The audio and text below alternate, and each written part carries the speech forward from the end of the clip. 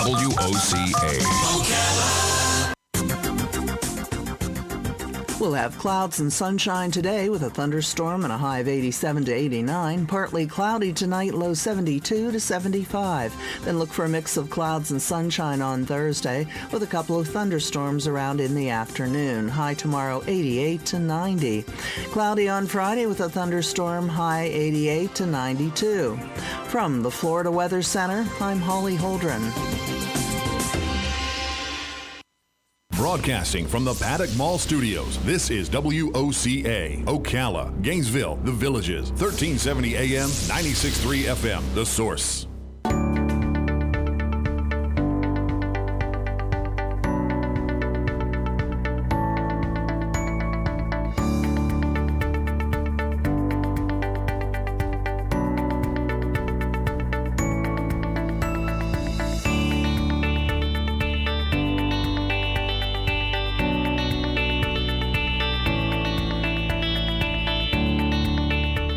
Welcome back. You're listening to AIM Ocala Live, 96.3 FM, 1370 AM, broadcasting to you live from the Paddock Mall, streaming live, YouTube Live, WOCA, The Source Radio, as we are now 5 minutes past the top of the 9 o'clock hour in the studio on top of the world. I've got Mr. Robert Colen with his guest, Bo Stepp, here to talk a little bit of the new stuff that we've got going on. It's been the trend lately having you guys on to talk about some of the good new stuff that's moving through, and it's great to talk that positivity as we move through 2020.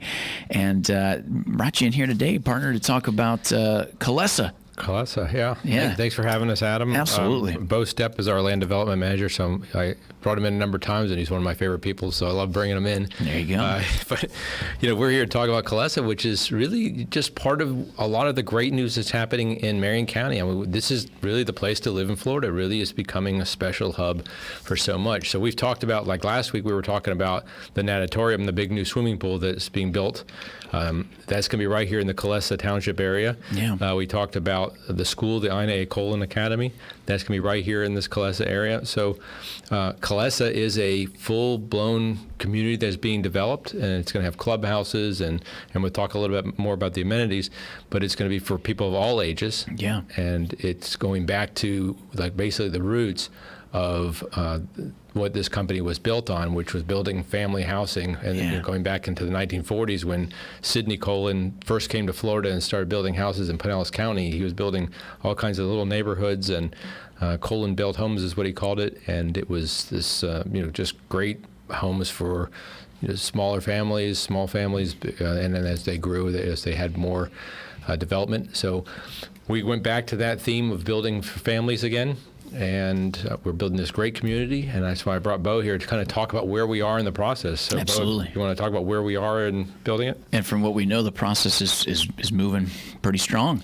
Yeah, it is. If you've been in the area around Westport High School, the Ocala Airport, so that's where the project is located, 80th Avenue and 38th Street there, south of the high school. So right now we're well underway. It seems like we've got the entire world torn up out there. It's really the first phase is a really large piece of property. It's a little over 300 acres, but right now you can see the entry being developed. Yeah. We've got the first of a handful of tunnels that separate the pedestrian traffic from the car traffic. You can see it right there prominently at the entrance. The subdivision, the first phase of the subdivision is under construction now. Underground utilities are going in, water and sewer. So probably about February, March timeframe, it'll start actually looking like something when you drive by. Right, You'll right. be able to see, the streets and where the homes will be and things of that nature. And then, by next summer, you should start to see houses going up, and then certainly by the end of next year, hopefully, have people moving in. Yeah. So it's progressing quick. Once it starts, it really catches sail really, really quickly and moves along. And as far as the beginnings of this has been, clearing a lot of that land, getting things laid out, the survey that kind of goes into everything. What is what is the hardest or the most difficult step within this process?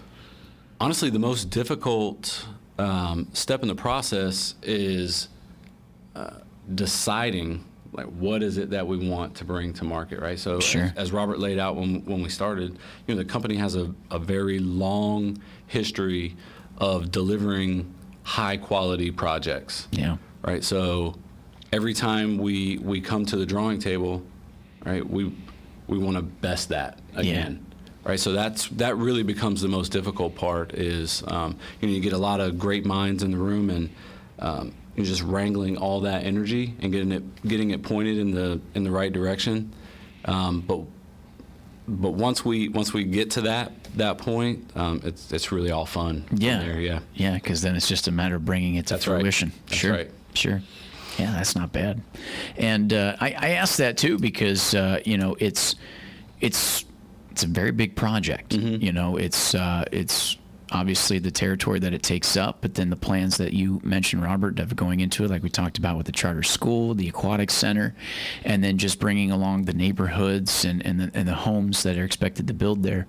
How many homes are the approximate wanting to get into that? So the project as a whole, it's a little over 1,800 acres, and Yeah. it's 5,000 residential units. Oh, wow. But it's a mix of units. So the first phase that we're bringing to market is like first time home buyer, first move up house. Yeah. But as the project progresses, you'll eventually have some higher end Okay. homes on that as well, and then you also have some multifamily stuff. So there's commercial areas associated with the project there along the main corridor, and then you've seen around Ocala the mixed use projects where there's commercial adjacent to the roadway. Then you have apartments or townhomes behind that, Right. and then you move into the single family homes back behind that. So just a mixed use project. Yeah. Varying product types, both single family and multifamily. And lots of amenities. So Yeah. As we looked at the project, we kind of thought to ourselves, okay, so how do we differentiate ourselves from things that are here in Ocala? What do we have that maybe some other home builders in the area don't have? Yeah. And it's space, Yeah. right? So we have a lot of space. We have the land was there, and so we really wanted to capitalize on that in a meaningful way. Yeah. So we contracted with a trails designer out of Utah, Avid Trails. They do a lot of trails and things like that out in the mountains out there, and we brought them here to really help us focus ourselves and make it something that this neighborhood can be something that you can interact with in a way that really betters people's lives. Yeah.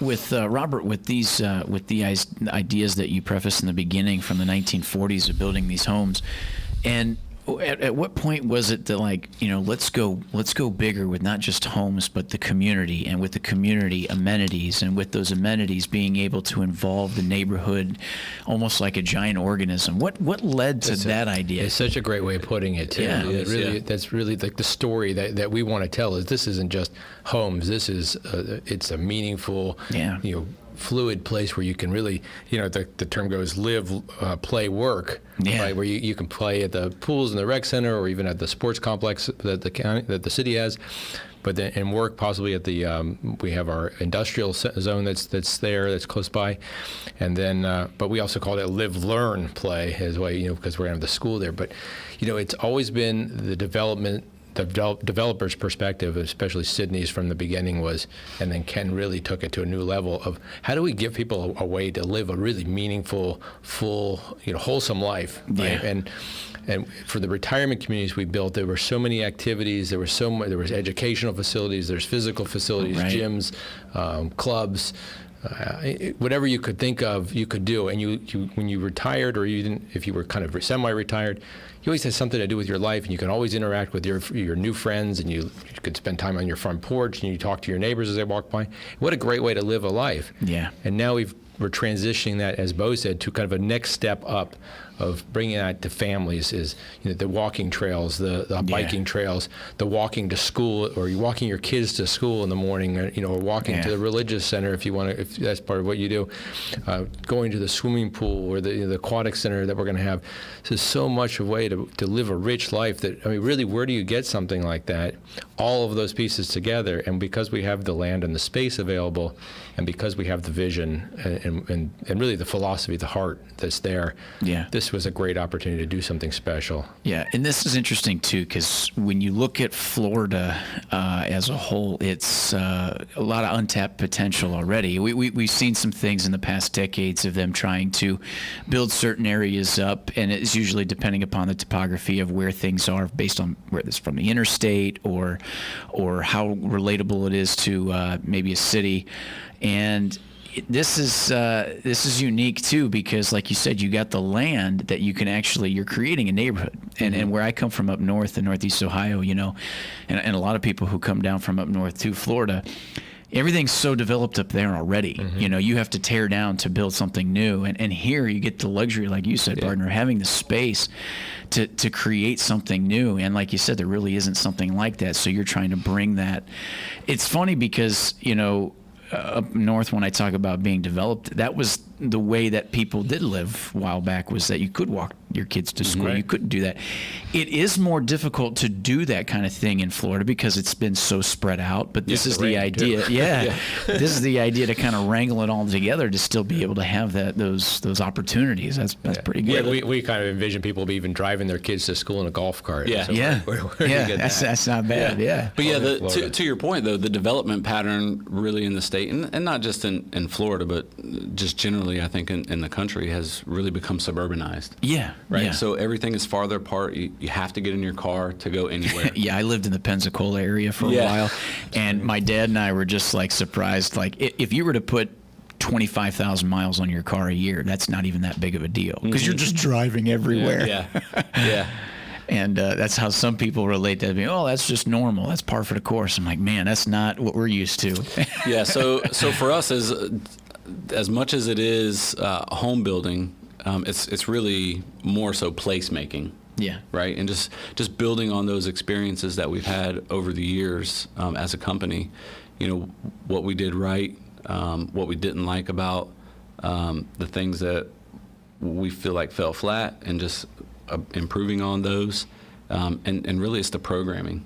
Right. Setting up the bones of the programming for people, and then they really take it over from there. Right? The neighborhood and the community just sort of takes on a life of its own if you set it up properly in the beginning. Right. With that, like you said, in the planning and development, is it one of those things where you kind of ebb and flow after you have the idea we can make changes, or do you guys try to get as much as you want set in stone, because then that's what's going to make it easier for developing it all? So it's a little bit of both, right? There's really no special sauce. You have an idea, like I said, a general direction that you want to point in, and really kind of on purpose, you want to stay fluid.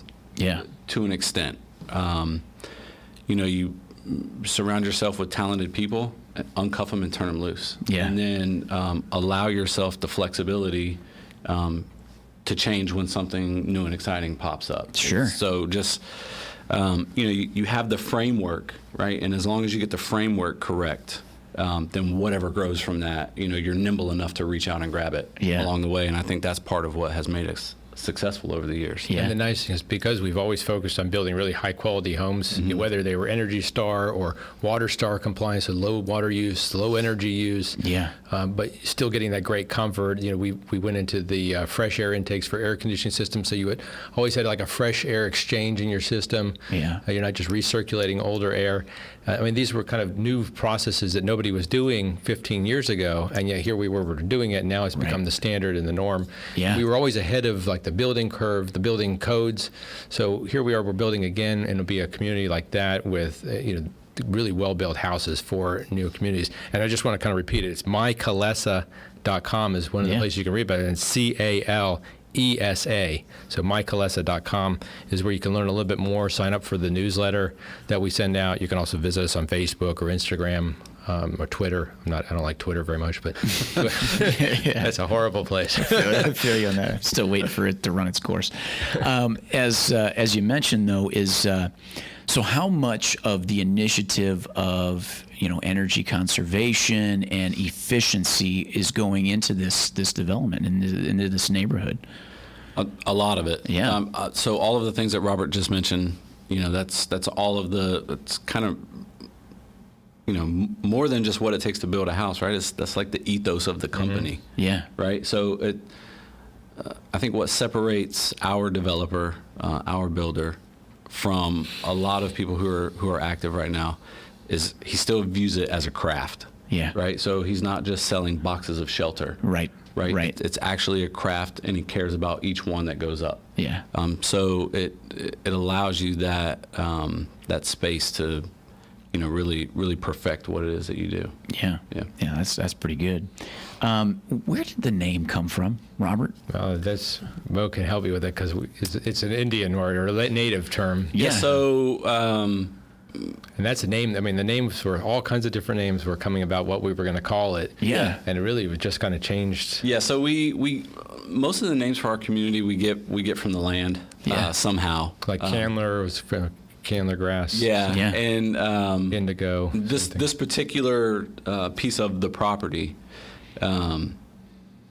So there was an archaeological study done, and it was found through that study that there had always been habitation on the property for something like 13,000 years. Something like that. Yeah, right. 13,000 years of people living on that property. Yeah, so it was a very interesting report to read.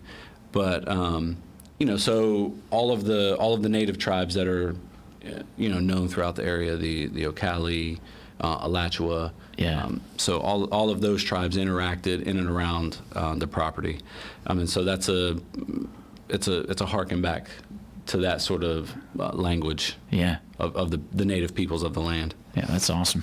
That's awesome. It shows some heritage in the idea and brings that history full forward. Yep. Yeah, that's interesting. And that's what's interesting too is like you mentioned is like going back that far that there's it's been inhabited. Man, what a great spot. They even knew it back then. Yeah, exactly. Yeah, Yep. Incredible. Well, that's pretty good. One more time, Robert, on where we can find more information. You said it was COLESA. No, mycolesa. Right. So Colesa is CALESA. Gotcha. .com. And then, of course, on Facebook, on Instagram, Twitter, you can get more information. And the neat thing is, as people move in, we're going to be starting development and construction on the natatorium, the swimming complex, which is 2 Olympic-sized swimming pools and a swim recreational area, play area. And then, of course, the school. And those are going to be developed. Those are, 90% plans right now. Yep. So we're getting very close to permitting on both of those. Yeah. And we're going to see those go up pretty quickly. And those are going to be amazingly beautiful facilities and really just architectural design's going to be amazing and what they're going to offer for the community. So you're going to be, if you're a swim family or you're a young family, you want your kids to get into swimming, what better place to live than, hey, I can walk to the pool, or my kid's done with practice, he can walk home, or jog home or whatever, just to get that extra workout. I can pick up my kids in my golf cart. So it's, my kids can walk from the school to the swimming pool afterwards for their practice and then walk home. And it's like, wow, what a wholesome way to live your life. So we're really excited about what this community offers in terms of even new facilities like those. Yeah, all those facilities and everything you guys got going on, how soon are you actually putting forward the logistics of like management and everything that you would do to have those places be run and stuff like that? When does that start to come to fruition? The school is, I can only talk for the school. The school is, we're looking to start looking for a principal. Yeah. Maybe we'll have applications by the middle of December. Yeah. And hopefully start looking to hire in January, February. You could spread over a little longer. And that person won't even start as principal. Officially, as the school won't even open until August of 2022. Right. So we're looking for that one pretty quickly. And then we've got to look for back office support as well. Yeah. And Bo, I don't know if you want to talk about the pool at all in that regard. Yeah. So the pool, the core management structure of the pool operator is already on staff with the foundation. Oh, awesome. So they've been integral in the design process. See, and that's huge too, because at the end of the day, that's how good minds work together. Because right. it's not like, here, we build it, it's done, bring them in and say, what do you think? And they're like, man, they missed the corner here of how we're actually going to make this work logistically. That's exactly right. This is going hand in hand and back and forth, so it makes it even more efficient. Yep, That's it does. awesome. Yeah, so I know you hear Robert's enthusiasm coming through, and kind of all of us when we start talking about this project, we're all really fired up about it. We can't wait for this thing to start taking shape, to see what it's gonna, because we know it's gonna take on a life of its own. Yeah. And it's just the anticipation is. It's just really exciting. We just can't wait to see what it's going to be. We know it's going to be great, but we just can't wait to see how great it's going to be. And let me just ask, just on the other side of it, has any point of this been a little overwhelming, or anything on the side of like, man, this is a big undertaking, so sometimes we do got to step back and decompress and go like, okay, full head of steam now that we got a chance. Sometimes it does.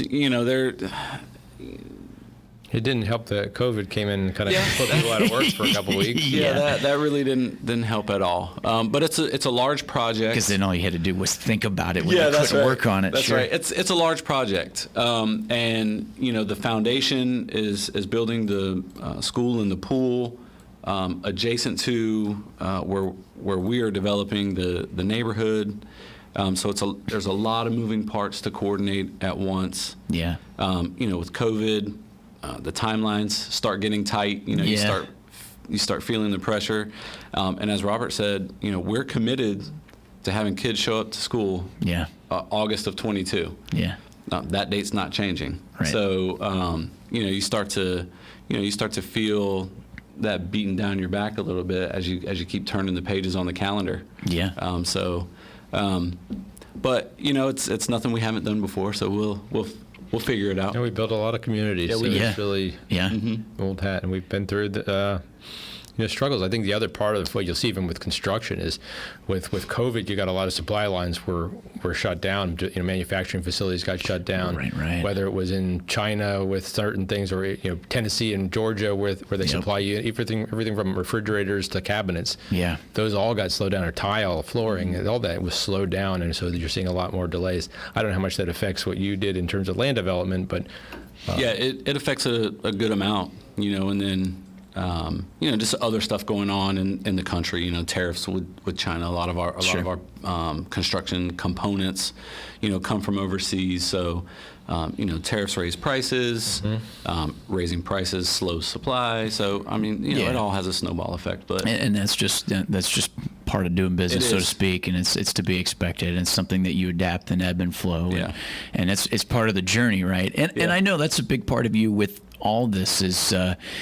There's an anticipation to see the end-all goal, which it is for any goal that you set. But like you said, just taking time to think about the journey that you're having with this is pretty special in its own right, huh? It is. It really is, yeah. And we're no worse for the wear. So we'll celebrate on the other side. Yeah, absolutely. Now, Robert, with coming on like we had you last month, talk a little bit more specifically about the school and the aquatic center.